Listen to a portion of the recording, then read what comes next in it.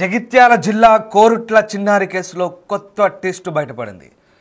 Criminal పిన్ని మమత sketch బెడిసి కొట్టింది.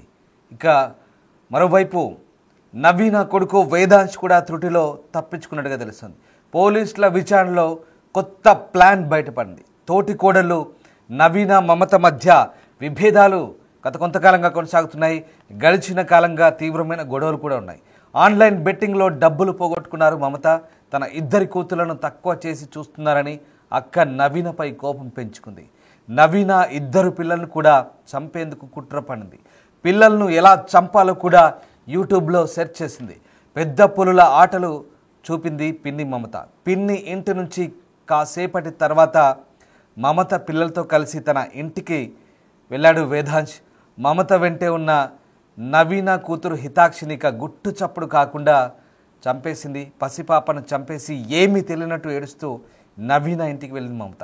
హితాక్షి హత్య విషయం తెలుసుకున్నారు తండ్రి బాబాయ్. సౌదీ నుంచి ఇండియాకు వచ్చేందుకు ప్రయత్నిస్తున్నారు. మమతే ఈ హత్య చేసినట్లుగా ఆమె భర్త లక్ష్మణ్ తెలుసుకున్నాడు. ఇంటికి వచ్చేందుకు కూడా లక్ష్మణ్ ఇష్టపడడం లేదు.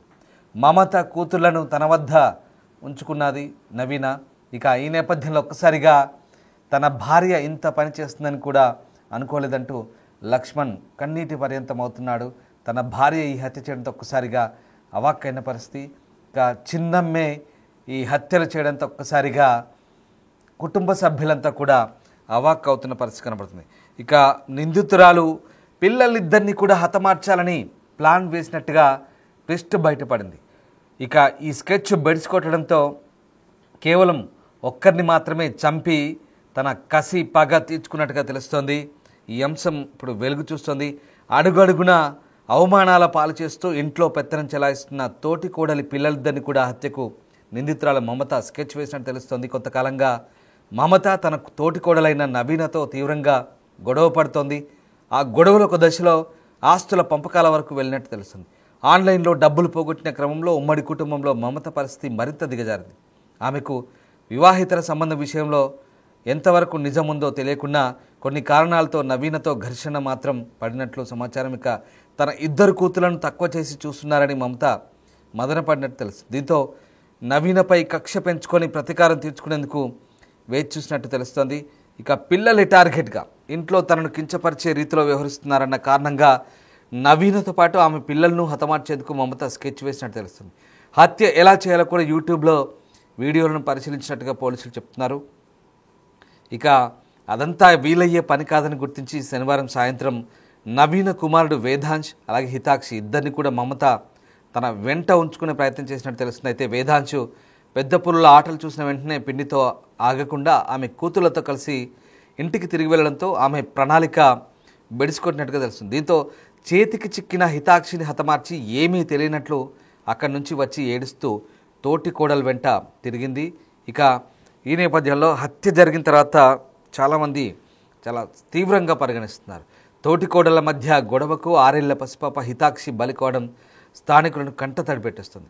పెద్దల మధ్య గొడవ ఉంటే పసిపిల్లలపై ప్రతీకారం తీర్చుకుంటుందంటూ మండిపడుతున్నారు.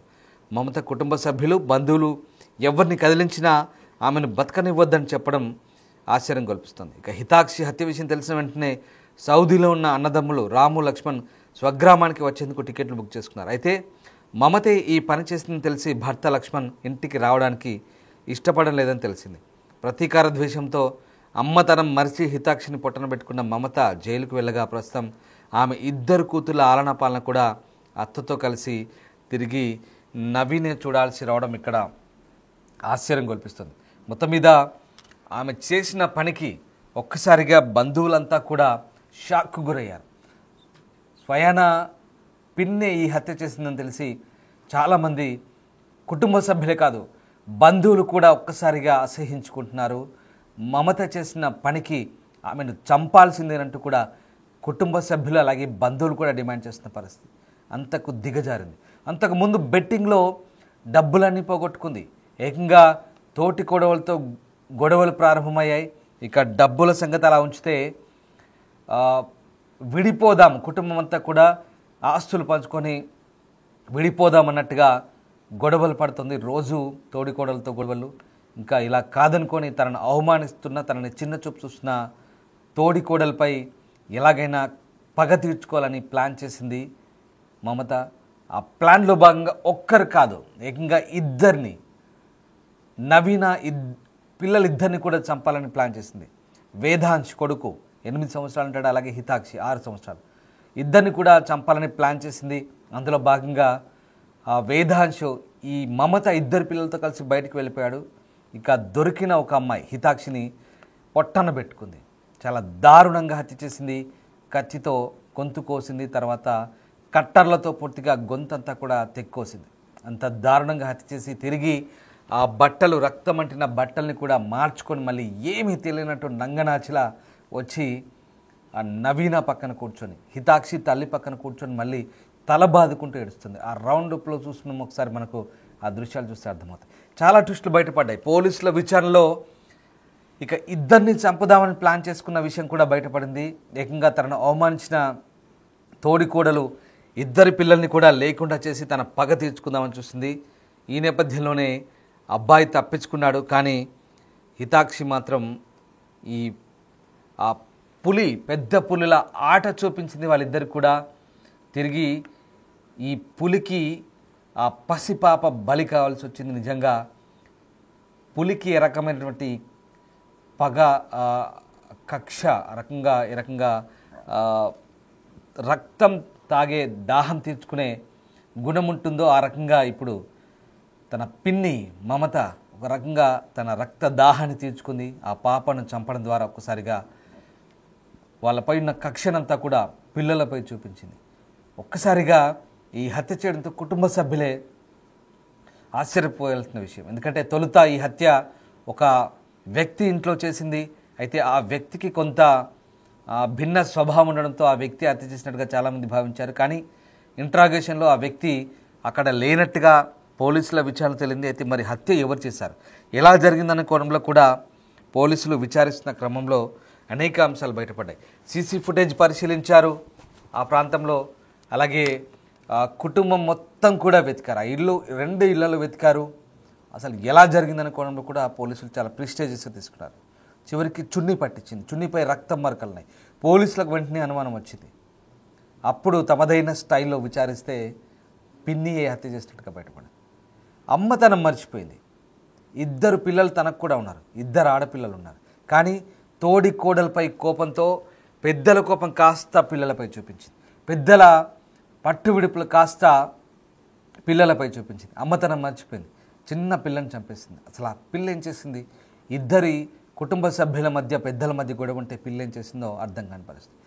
చదువుకుంది, పైగా ఉన్నత విద్యావంతురాలు, MBA చదువుకుంది, ఉద్యోగం కూడా చేసింది. కానీ బెట్టింగ్కు బానిసైంది, బెట్టింగ్లో డబ్బులు పోగొట్టుకుంది.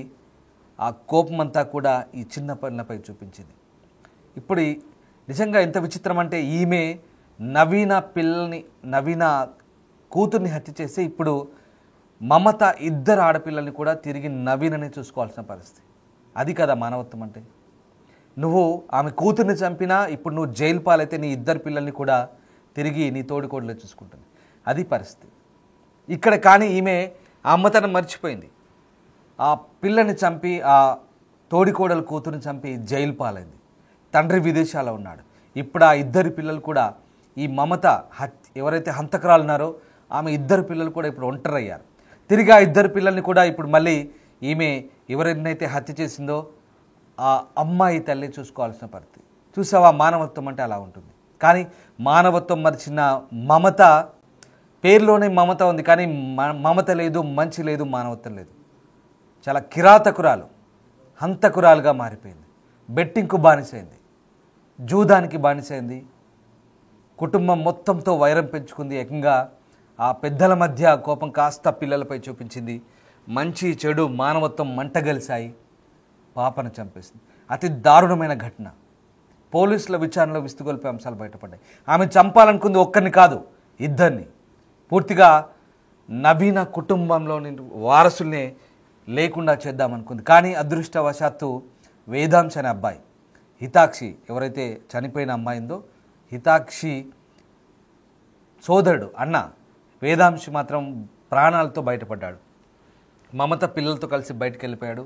కానీ దొరికిన ఒక్క పాపను కూడా మిస్ చేసుకోవద్దు, ఎలాగైనా ప్రాణం తీయాలనుకుంది. ఆ రక్తదాహాన్ని తీర్చుకుంది. పులుల ఆట చూపించింది. పులులు ఏ రకంగా అయితే రక్తదాహం తీర్చుకుంటాయో ఆ రకంగానే తిరిగి తన రక్తదాహం తీర్చుకుంది. దీనికంతటి కూడా కారణం ఇక్కడ యూట్యూబ్ చూడడం. విచిత్రం చూడండి, యూట్యూబ్లో మర్డర్లు ఎలా చేయాలో కూడా, హత్యలు ఎలా చేయాలో కూడా తెలుసుకుంది.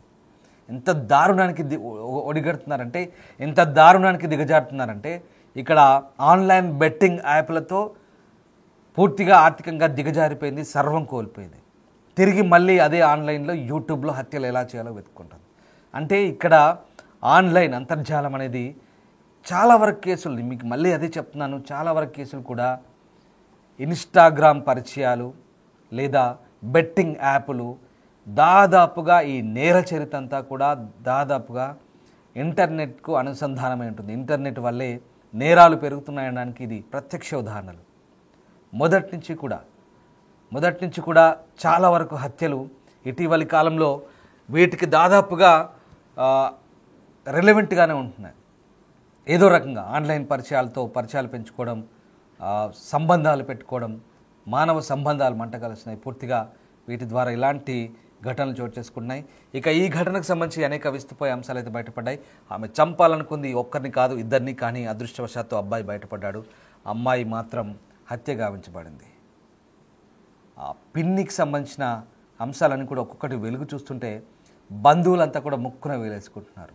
బంధువులు ఒకటే చెప్తున్నారు, ఆమెను చంపి తీరాలి, ఆమెకు శిక్ష పడాలంటున్నారు. కానీ పోలీసులు తమదైన స్టైల్లో విచారిస్తున్నారు. పోలీసులు విచారణలో భాగంగా ఇప్పుడు ఆమెను కటకటాల్లోకి నెట్టబోతున్నారు. మొత్తం మీద ఆ కిరాతక పిన్ని, పాపిష్టి పిన్ని ఊచలు లెక్క పెట్టబోతున్నారు.